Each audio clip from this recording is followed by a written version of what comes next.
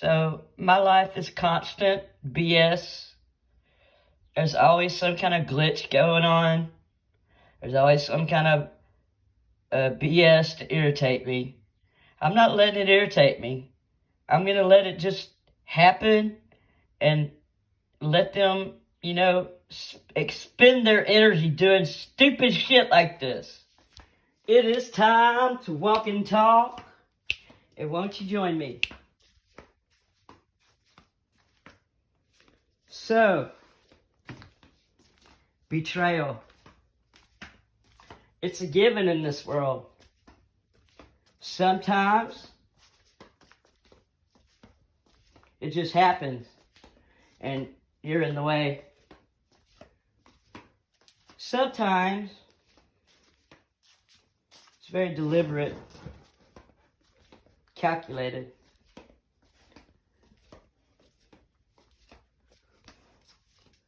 The enemy hates us.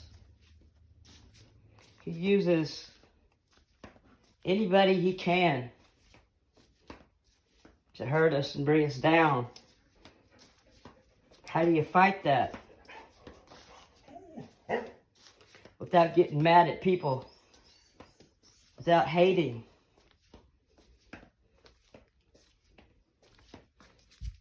How do you keep your heart right?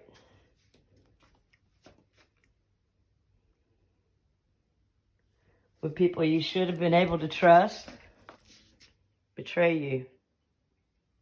Just as a matter of course, as if you are nothing and nobody.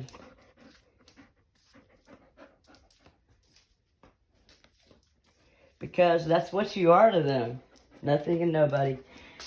Diddy. Powerful man. Big, powerful man, yes? Swinging a Tootsie Roll, baby. Swinging a Tootsie Roll. Having to coerce and control people in order to gratify himself. Wow. Isn't that just like the devil? Naz wants to tell you. Could you tell us, Naz? Speak. Uh-oh, she got shy. She won't do it on command. Can you speak on command? Speak. Good speak. Hey, Naz. Kill him. Good kill him. I need to be cleaning and not pacing. But I've got a lot on my mind. I'm being taken to court. If I don't go to court, I look like a big fat dummy. And I can't get a lawyer in this town. So, I mean, what is that about? They've all been, I guess I better not talk about that. Edit. Okay. So, I'm going through literal trials and tribulations. And it's not anything that not everybody, kind of goes through in life. Some people have a little bit more on their plate. You're supposed to get an inheritance, and it turns into this horrible slog of pain and misery and legalistic, degrading, humiliating things on top of your grief. It's a day you got to give it to God. You got to give it over to Jesus.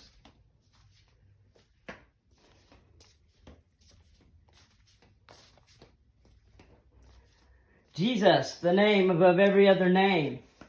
The King of Kings. The Lord of Lords. He's tougher than that one that scares you. He hits back so much harder than you can. He can also protect you. Why doesn't he always protect us? He knows I hate roaches. I've asked him and the angels to keep those big black bastards out of my house. Despite the fact that I live in deep East Texas,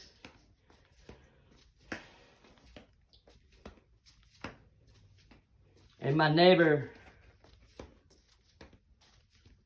just sprayed a buttload of pesticides all over his yard and house. And there's nothing I can do about that. And so they're coming in over here. I didn't have a problem before. I mean, everybody's got that problem in this area.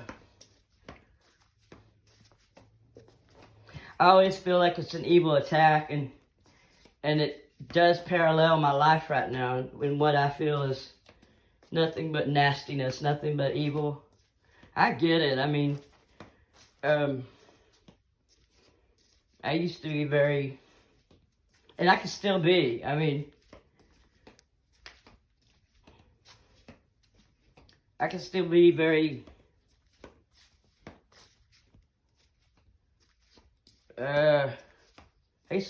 vindictive, vengeful, wanting revenge, wanting to hit back, wanting to hurt back where I'm hurt, wanting to give payback.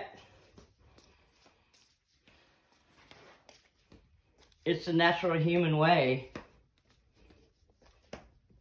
That's why God said every heart is vile, nothing but evil continually. And that's from the fall. It's not our fault. You understand? It is our fault in that God made us with the ability to choose good and evil. With the ability to choose to listen to God or listen to the enemy. Listen to the enemy through people. And let people, let the enemy win using people. And sometimes you can't win. Sometimes it's just an exercise. I think the world is a lot like a very sophisticated video game. And damage is cumulative and you can't fix it. It's all written in this old book called the Bible. I didn't used to like it, but boy, once I started listening to audio Bible and getting the story, because you're reading, I don't read very well.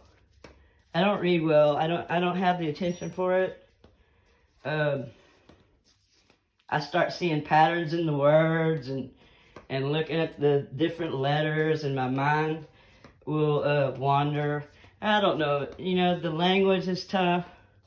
It's a lot like reading Shakespeare. You can get a lot out of it. Chaucer, you get a lot out of it if you spend a lot of time. But having it translated and with, years and years and years and scads of scholarship and having it translated and told in audio Bible form is tremendously helpful to me to learn the story. I didn't know my story. It starts in the Garden of Eden. It starts with God creating the earth, the heavens and the earth. He spoke the world into existence. I like to think that he sang it. He said, "Let there be light." Where did God come from? I don't know. That's one I can't answer. I just have to know that there's something there. There's always something there. When I wanted to die, and I asked God to please let me die, because I was going through methadone withdrawal, I let them put me on methadone for pain. I have chronic pain. That's why I'm pacing. A lot of it's emotional. A lot of it's from trauma. A lot of it's from self-sabotage. Tiny lamb chop has survived.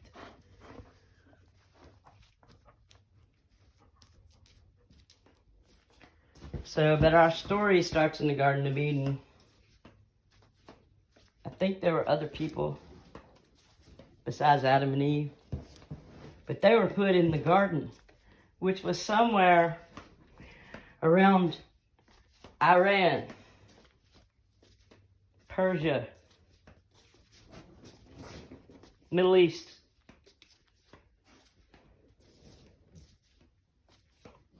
And then the enemy came to the garden. He hates us. We're the favored baby child. We're the shining, sweet baby child who the Father loves. He also loved Lucifer. He made him the most beautiful. But Lucifer wanted to understand the darkness. He wanted to rule.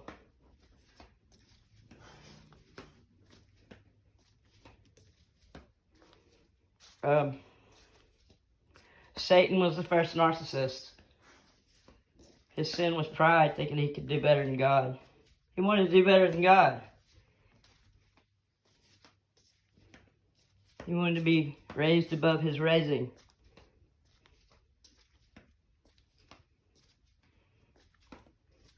And he hates us.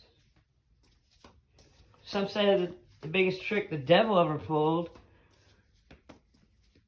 was getting people to think that he didn't exist. I think a trick on par with that is the little red devil with horns, and he ain't so bad.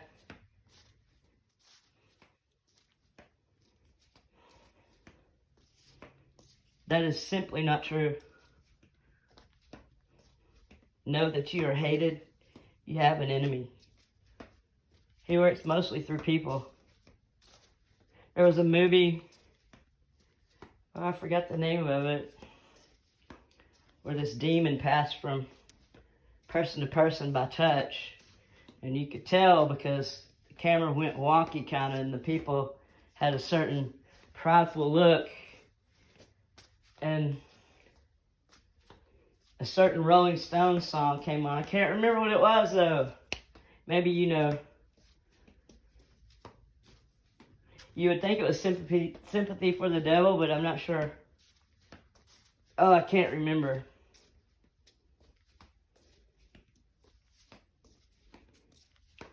Anyway, and then I lost my train of thought because I went to that movie. It's on my side. Yes, it is. Lou. What?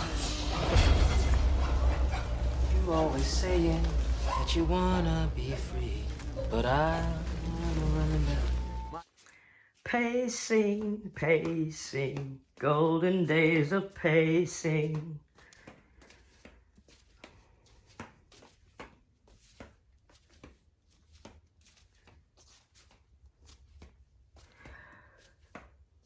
Narcissistic behavior.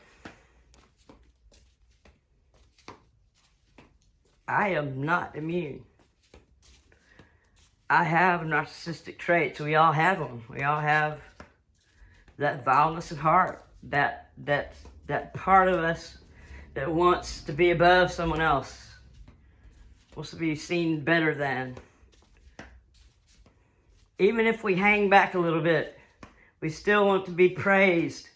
And really, that's just an impulse to be loved. And if you didn't get enough love, a lot of times, and I didn't, a lot of times you adapt and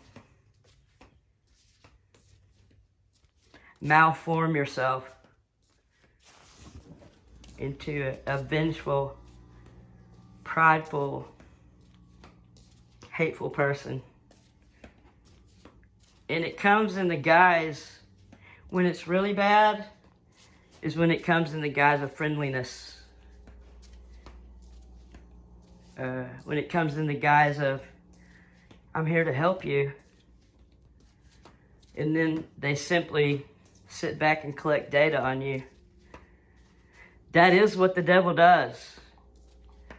The adversary is there to collect data on you and use it against you.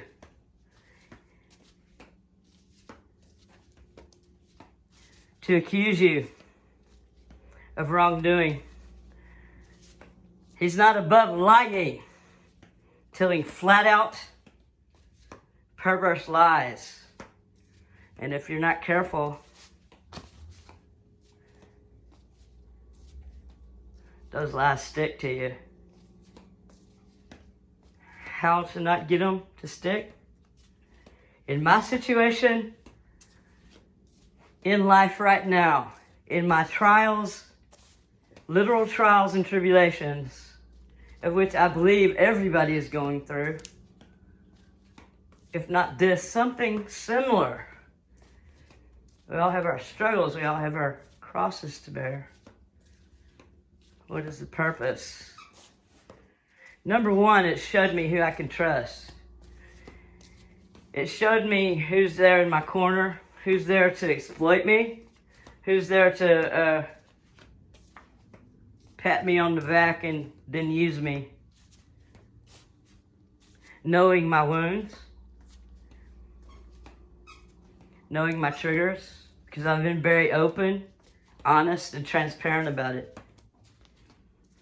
And at this point, in my trials and tribulations, put forth to me by people who were entrusted to care for me. Not only in a familial sense, but legally. The betrayal is thick. The pain is heavy.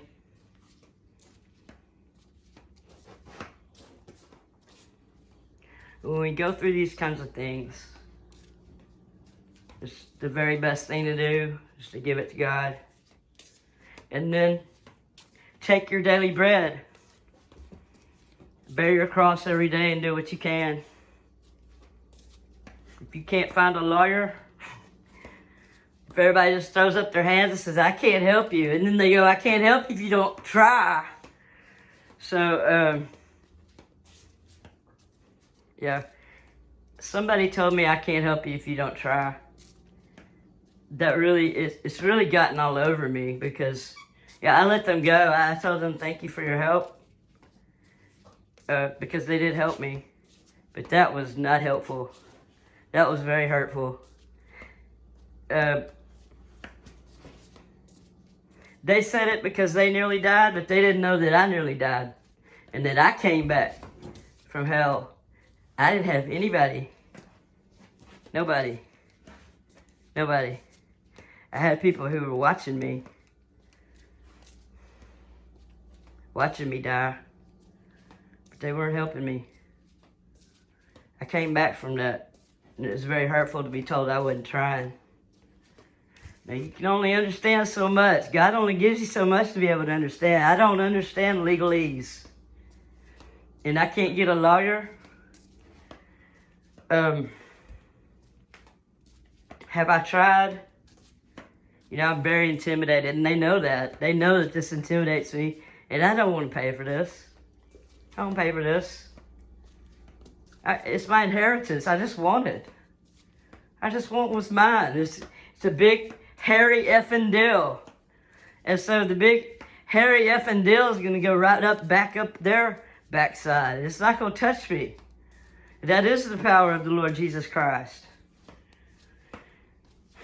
And I do think he sends roaches and people to call me sir to let me know who I can trust and who I can't. There's people who wave. There's people who call me sir when they've been seeing my big titties every day for about 2 months straight.